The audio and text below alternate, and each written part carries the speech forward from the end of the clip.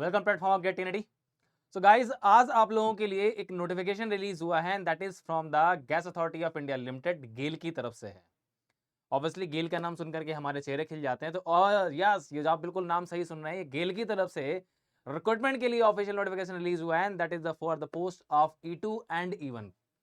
E1 generally जो post होती है हमारे पास में, और E2 दोनों ही पोस्ट हमारे पास ग्रेजुएट्स के लिए होती हैं, लेकिन जो E1 पोस्ट होती है वो फ्रेशर्स के लिए होती है, और E2 जो हमारे पास पोस्ट होती है वो एक्सपीरियंस पर्सन के लिए होती है। ठीक है, तो इस पोस्ट के अंदर में हमारे पास, मैं पहले आपका ध्यान ये इस तरफ लेकर के आना चाहूंगा कि ये जो रिक्रूटमेंट ओपन हुआ है ये एक्सपीरियंस एंड फ्रेशर दोनों के लिए है। लेकिन जो हमारे पास पोस्ट है, जो सीनियर इंजीनियर की जो पोस्ट हमारे पास में है, जो E2 ग्रेड के अंदर में आती है, जिसके अंदर सारी की सारी इंजीनियरिंग ब्रांचेस एलिजिबल हैं, तो मैं पहले ही आपको क्लियर कर देता हूं कि यहाँ पर जहां मैं बात करने जा रहा हूं, ये सारे के सारे हमारे पास पोस्ट जो हैं आपकी इंजीनियरिंग ब्रांचेस की जितनी भी हैं वो E2 ग्रेड के अंदर हैं। ठीक है, मतलब E2 ग्रेड का मतलब ये हो गया कि आपके पास सीनियर इंजीनियर की पोस्ट है और यहाँ पर आपको एक्सपीरियंस चाहिए। अब आपको घबराने की जरूरत नहीं है कि सर अगर एक्सपीरियंस है, मेरा तो फ्रेशर है, ठीक है, मेरे किसी काम का नहीं है। ये जो रिक्रूटमेंट है मैं आपको क्यों बता रहा हूँ, उसके पीछे का लॉजिक ये है कि जरूरी नहीं आपके पास एक्सपीरियंस जो है ना वो किसी भी PSU का हो। एक्सपीरियंस किसी भी आपका क्या है, रेनाउंड प्राइवेट सेक्टर का भी अगर 1 ईयर का experience as a post of GET है, MT है, ET है, एग्जीक्यूटिव ट्रेनिंग, मैनेजमेंट ट्रेनिंग या फिर ग्रेजुएट इंजीनियर ट्रेनिंग की अगर आपकी पोस्ट का एक्सपीरियंस आपके पास 1 ईयर का है, तो इस फॉर्म को आप फिलअप कर सकते हैं। You are eligible for this form. ठीक है ना, और बहुत अच्छी वैकेंसीज आपको यहाँ पर मिल रही हैं। तो चलिए इसकी तरफ आपको लेके चलता हूँ, डिटेल आपको बताता हूँ मैं। ऑब्वियसली आप गेल के लिए सब जानते ही हैं, GAIL one of the most prestigious PSUs of India, और हमारा गेट 25 के लिए ऑलरेडी गेल आपको अनाउंस कर चुका है कि वो रिक्रूटमेंट करेगा गेट 25 के थ्रू। तो ये रिक्रूटमेंट हमारा जो है ये क्या है, ये रिक्रूटमेंट हमारा विदाउट गेट स्कोर है। यहाँ गेट स्कोर की जरूरत नहीं होती है जब भी एक्सपीरियंस बेसिस पर कंपनी जब हायरिंग करती है। ठीक है, सो सबसे पहले मैं आपको लेकर चलता हूँ। पोस्ट जो हमारे पास में है वो सीनियर इंजीनियर की पोस्ट है। E2 ग्रेड के अंदर हमारे पास सबसे पहले रिन्यूएबल एनर्जी की हमारे पास में 6 टोटल नंबर ऑफ पोस्ट हैं।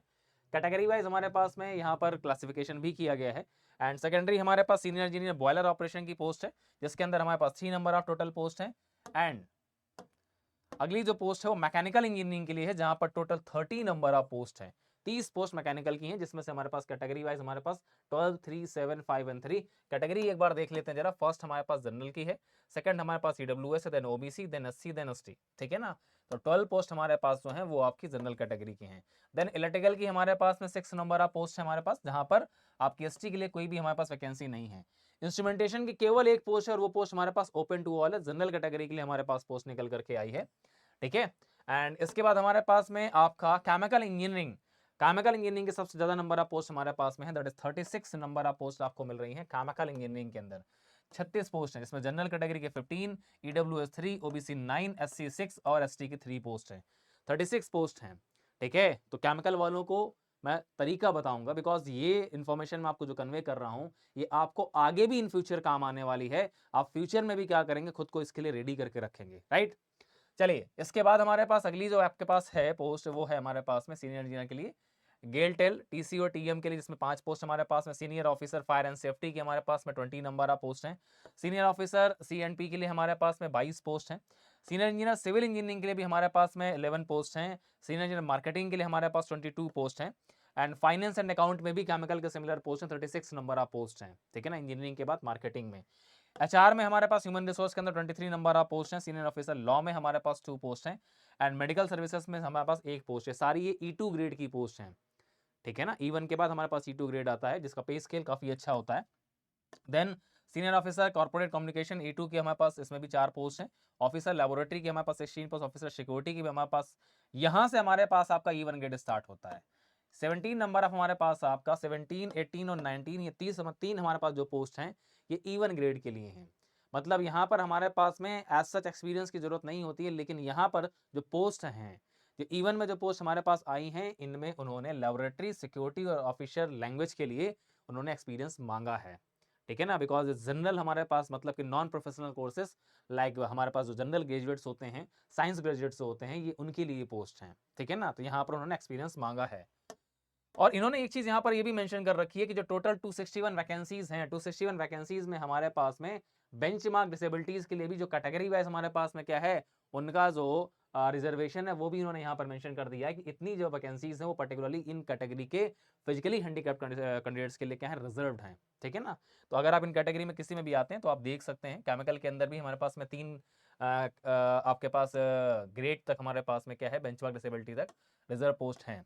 ठीक है, चलिए अब इसके बाद हमारे पास में आता है कि एक्चुअली में हमारे पास इसके लिए जो क्वालिफिकेशन है, तो मिनिमम एसेंशियल क्वालिफिकेशन जो हमारे पास दी गई है और जो अपर एज लिमिट दी गई है, इसको एक बार देख लेते हैं जरा। तो हमारे पास सबसे पहले सीनियर जी रिन्यूएबल एनर्जी की जो पोस्ट हमारे पास में, जिसके अंदर हमारे पास केमिकल, इलेक्ट्रिकल, इलेक्ट्रॉनिक्स, बिकॉज आप जानते हैं रिन्यूएबल एनर्जी हमारे पास एक ऐसा पर्टिकुलरली ये स्पेशलाइजेशन है जो हमारे पास में क्या है, मल्टी डिसिप्लिनरी ब्रांचेस के अंदर आता है, जिसके अंदर केमिकल, मैकेनिकल भी हमारे पास एलिजिबल होते हैं। Chemical, electrical, electronics and power electronics, electronics and communication, instrumentation, काफ़ी सारी ब्रांचेस हैं। Mechanical, production, industrial, manufacturing.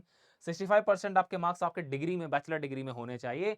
और आपके पास अगर 1 साल का एक्सपीरियंस है, किसका चाहिए, जीईटी, एमटी या ईटी का आपका रिन्यूएबल एनर्जी के फील्ड में, मतलब wind energy, solar energy, green hydrogen, ठीक है ना, इनके फील्ड का अगर आपके पास एक्सपीरियंस है, वो एक्सपीरियंस किसी भी स्टेट बॉडी का हो या फिर गवर्नमेंट बॉडी का, मतलब पीएसयू का हो, या फिर आपके पास कोई large private sector organisation, institution, companies, जो रेप्यूटेड कंपनीज होती हैं, जो बहुत बड़ी बड़ी कंपनीज हमारे सोलर पावर में, विंड एनर्जी में काम कर रही हैं, अगर उनका किसी का भी, अगर आपके पास पोस्ट आपकी जीटी की थी, सिंपल सी बात है, then you are eligible for this post also. इसलिए आप इस फॉर्म को फिलअप कर सकते हैं, इसलिए मैं आपके लिए लेकर के आऊँ और बता रहा हूँ। बिकॉज बहुत से हमारे स्टूडेंट्स होते हैं जो जनरली पीएसयूज के लिए ट्राई करते रहते हैं, लेकिन वो अडानी पावर या फिर हमारे पास रिलायंस या फिर जेएसडब्ल्यू, बहुत बड़े बड़े हमारे पास ये पर्टिकुलरली जो प्राइवेट सेक्टर्स हैं, इनमें भी वो जॉब करते रहते हैं। तो आपके पास में अगर गेट के थ्रू नहीं, तो इस तरह से भी आपके पास में क्या है, गेल या फिर इतना बड़े पीएसयू में पहुंचने का मौका आपको मिलता है, राइट। चलिए इसके बाद हमारे पास जो बाकी हमारे पास ब्रांच है, लाइक हमारे पास में सीनियर इंजीनियर बॉयलर ऑपरेशन के अंदर, यहाँ पर केमिकल, मैकेनिकल, इलेक्ट्रिकल के अंदर अगर आपके पास डिग्री है और आपने क्वालिटी एंड मैनेजमेंट में, आपने ऑपरेशन में अगर आपने बॉयलर का एफिशिएंसी में काम किया और आपका सर्टिफिकेट लेकिन होना चाहिए बॉयलर ऑपरेशन का, इसका सर्टिफिकेट होता है, तो आप जो है ना इस फॉर्म को फिलअप कर सकते हैं इस पोस्ट के लिए। मैकेनिकल के लिए सिंपली मैकेनिकल, प्रोडक्शन इंजीनियरिंग या मैन्युफैक्चरिंग के पास आपके पास अगर एक्सपीरियंस है और 1 साल का आपके पास में commissioning, maintenance, petrochemical plant, hydrocarbon processing plant, किसी का भी अगर आपके पास एक्सपीरियंस है, फिर सेम चीज़ है, एक्सपीरियंस बिल्कुल सेम है, स्टेट बॉडी या गवर्नमेंट बॉडी या फिर किसी भी लार्ज प्राइवेट सेक्टर का आपके पास एक्सपीरियंस होना चाहिए, जीईटी, ईटी और एमटी की पोस्ट का। इलेक्ट्रिकल इंजीनियरिंग के हमारे पास में पोस्ट है, जिसके अंदर क्वालिफिकेशन बैचलर डिग्री में सभी में हमारे पास जो मिनिमम मार्क्स हैं 65% फिक्स कर दिए गए हैं, ठीक है ना। और 1 ईयर का एक्सपीरियंस जो है ना वो पर्टिकुलरली हमारे पास उसी फील्ड का होना चाहिए, खास करके गेल जिसमें काम करता है, लाइक हमारे पास में gas treatment plant, gas plant हमारे पास, ठीक है ना, और हमारे पास हाइड्रोकार्बन प्रोसेस प्लांट, इनका आपका एक्सपीरियंस अगर है। एंड देन हमारे पास में आपका इंस्ट्रूमेंटेशन के अंदर भी सेम हमारे पास में है आपका बैचलर डिग्री के अंदर 65% आपके मार्क्स, और ये हमारे पास में एसेंशियल क्वालिफिकेशन। केमिकल की अगर बात करते हैं तो केमिकल के अंदर में केमिकल, बिकॉज ये याद रखिएगा जो क्वालिफिकेशन आपको यहाँ पर मिल रही है यही आपको गेट स्कोर के थ्रू मिलेगी, मतलब यही ब्रांचेस क्या होंगी, गेट स्कोर के थ्रू भी एलिजिबल होंगी। केमिकल वालों को बहुत डाउट होता है सर पेट्रोकेमिकल वाले कहीं भर सकते हैं कि नहीं, पॉलीमर वाले कहीं भर सकते हैं कि नहीं, ठीक है ना। तो आप सभी के लिए क्या है, यहाँ पर आपका रिक्रूटमेंट ओपन होता है। तो petrochemical, chemical technology, petrochemical technology, chemical technology and polymer science, chemical technology, अगर इनमें आपके पास जो डिग्री है, प्लास्टिक टेक्नोलॉजी 65% मार्क्स के साथ, अगर आपके पास 1 ईयर का, ठीक है ना, किसका, आपके पास कमीशनिंग, मेंटेनेंस का, petrochemical, hydrocarbon processing plant, fertiliser का भी आपके पास अगर एक्सपीरियंस है, ठीक है ना, अगर आपने किसी पर्टिकुलर प्राइवेट फर्टिलाइजर में जब वो जीटी की पोस्ट पे, ईटी, एमटी की पोस्ट पे काम किया हुआ है, then you have chance, then you can switch to the GAIL, ठीक है ना। चलिए और इसके बाद हमारे पास नेक्स्ट आपके पास में है दैट इज गेल टेल टीसीटीएम के लिए, यहाँ पर इलेक्ट्रॉनिक्स एंड कम्युनिकेशन का हमारे पास बात होती है, ठीक है, और सेम फील्ड का एक्सपीरियंस चाहिए। और फायर एंड सेफ्टी के लिए हमारे पास, फायर एंड सेफ्टी का हमारे पास में आपके पास में एक्सपीरियंस होना चाहिए, और फायर एंड सेफ्टी से आपके पास बैचलर डिग्री होना चाहिए। सीनियर ऑफिसर CNP के लिए अगर मैं बात कर रहा हूँ, ठीक है, या फिर सिविल के लिए अगर बात करते हैं तो सिविल के अंदर सिर्फ सिविल डिग्री, और आपके पास में क्या है, किसी भी पर्टिकुलरली क्या है बॉडी से आपके पास में आपका एक्सपीरियंस होना चाहिए। लाइक अपर एज लिमिट, हाँ मैंने देखिए यहाँ पर एक चीज मिस कर दिया, अपर एज लिमिट सभी में मेंशन की गई है 28 ईयर्स, ठीक है ना। तो अगर बाई चांस अगर आपने गेल जो कि हमारे पास 25 ईयर्स तक रिक्रूटमेंट करता है as a fresher, as a GT की पोस्ट पे जो करता है, ठीक है ना, एग्जीक्यूटिव ट्रेनिंग की जो पोस्ट पे करता है जनरली हमारे पास में, तो वहाँ पर हमारे पास में जो एज होती है वो 25 तक होती है। 28 मतलब अगर आपने बाई चांस अगर किसी भी पीएसयू को ज्वाइन भी किया होगा, ठीक है, बहुत बार ऐसा होता है कि पीएसयू आपने जस्ट ज्वाइन कर लिया था लेकिन आपका मन नहीं लग रहा, आप स्विच करना चाहते हैं, then you have a option 28 years यहाँ पर जो आपका है मैक्सिमम एज दिया गया, मतलब 28 ईयर्स हमारे पास एज लिमिट है जनरल कैटेगरी, बाकी कैटेगरीज के अंदर आपको एज रिलैक्सेशन मिल जाएगा, ठीक है।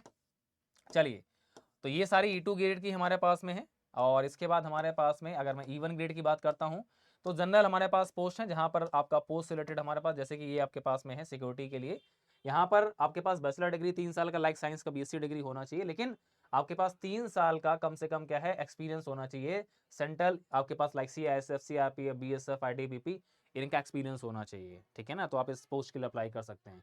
लेबोरेटरी के लिए भी सेम चीज़ हमारे पास में है कि आपके पास लेबोरेटरी के लिए आपके पास कम से कम 3 साल का एक्सपीरियंस होना चाहिए क्वालिटी कंट्रोल का, ठीक है ना। तो आप इस पोस्ट के लिए अप्लाई कर सकते हैं। और सेम हमारे पास में है लैंग्वेज के लिए, आपके पास में मास्टर्स डिग्री होना चाहिए हिंदी लिटरेचर वगैरह में, और आपके पास में ट्रांसलेशन ट्रेनिंग ऑफिसर का आपके पास में वर्क एक्सपीरियंस होना चाहिए कम से कम 2 साल का। तो आप इस पोस्ट के लिए अप्लाई कर सकते हैं, राइट। चलिए, अब यहाँ पर हमारे पास में ये आता है कि एक्चुअली हमारे पास में आपके पास फुल टाइम कोर्सेज ही कंसिडरेशन में आएंगे, और बैचलर डिग्री जो भी हमारे पास में है वो आपके पास ASIT अप्रूव्ड होनी चाहिए, वही हमारे पास सारे के सारे नॉर्म्स हैं, वही हमारे पास में टर्म्स एंड कंडीशंस हैं, ठीक है ना। और इसके अलावा हमारे पास में मिनिमम परसेंटेज को लेकर के यहाँ पर इंजीनियरिंग डिग्री BE और BTech होनी चाहिए। जो ड्यूअल डिग्री वाले हैं वो भी हमारे पास में क्या है अप्लाई कर सकते हैं। एंड इसके अलावा हमारे पास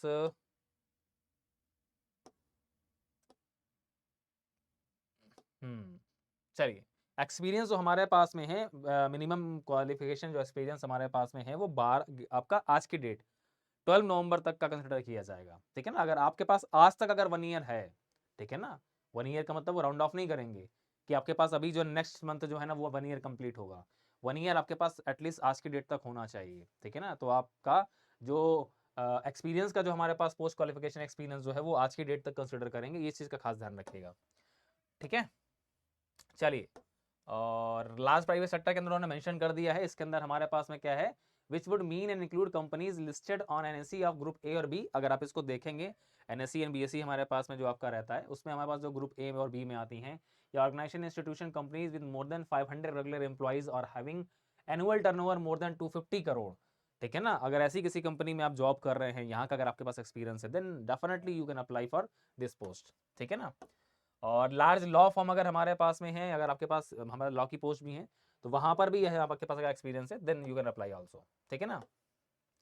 रिलैक्सेशन यहाँ पर दिया जा रहा है 5% का परसेंटेज में रिलैक्सेशन दिया जा रहा है जो हमारे पास में कैटेगरी के स्टूडेंट्स हैं, like SC ST and physically candidates के लिए हमारे पास 5% का आपको क्या है एक्सक्लूजन आपको दिया जा रहा है। रिलैक्सेशन आपको 5%, मतलब आपके लिए जो क्राइटेरिया है वो 60% का है, ठीक है। एंड अपर एज का हमारे पास अगर मैं बात करता हूँ तो अपर एज में जैसे आपको मिलता है, आपको 5 साल SC ST, OBC में 3 साल, फिजिकली चैलेंज है आपको जो है ना 10 से लेकर के 15 साल तक जो मिलता है, वो रिलैक्सेशन आपको एज में मिल रहा है। और एज जो अपर एज ली गई है वो भी आज की डेट तक, मतलब 12 नवंबर तक ली गई है। आपकी आज की डेट तक जो है ना आपकी एज अगर 28 ईयर जनरल कैटेगरी में, बाकी अगर SC ST में आप 3 साल और 5 साल ऐड कर लीजिए, तो आपकी डेट जो है ना आज तक कंसिडर की जा रही है, ठीक है ना।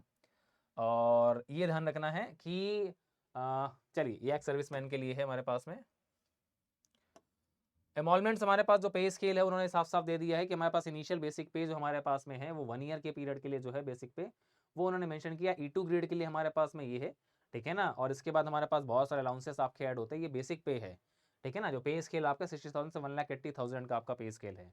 E1 के लिए 50,000 से 1,60,000 का आपका पे स्केल है, जो बेसिक पे स्केल 50,000 का आपका रहता है, ठीक है ना। इसके अलावा हमारे पास बहुत सारे आपके अलाउंसेस होते हैं जो कि यहाँ पर मेंशन किए गए हैं।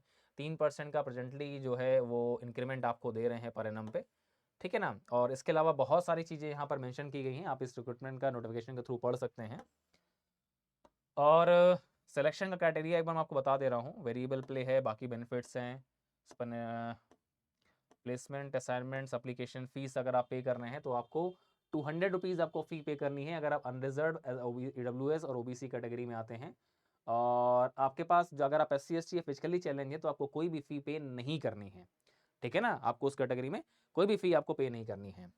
और इसके बाद अगर मैं आपसे बात कर रहा हूँ तो अप्लाई करने के लिए आपके पास में आज हमारे पास में क्या है, आपका जो पोर्टल है वो ओपन हो चुका है, और ये आपके पास में ओपन रहने वाला है, आपका remain open from 11 hours on to, आपके पास में ये रहने वाला है। हमारे पास जो इसका लास्ट डेट हमारे पास में होगा that will be on the 11th of December. 11th of December को लास्ट डेट हमारा होगा, तब जा करके हमारे पास में क्या है आपका ये रात शाम को 6 बजे आपका ये आपका क्लोज होगा, ठीक है ना। सिलेक्शन का क्राइटेरिया यहाँ पर जनरली हमारे पास जो रहता है वो आपका डायरेक्ट इंटरव्यू होता है, ठीक है। यहाँ पर कोई रिटर्न वगैरह नहीं होता है।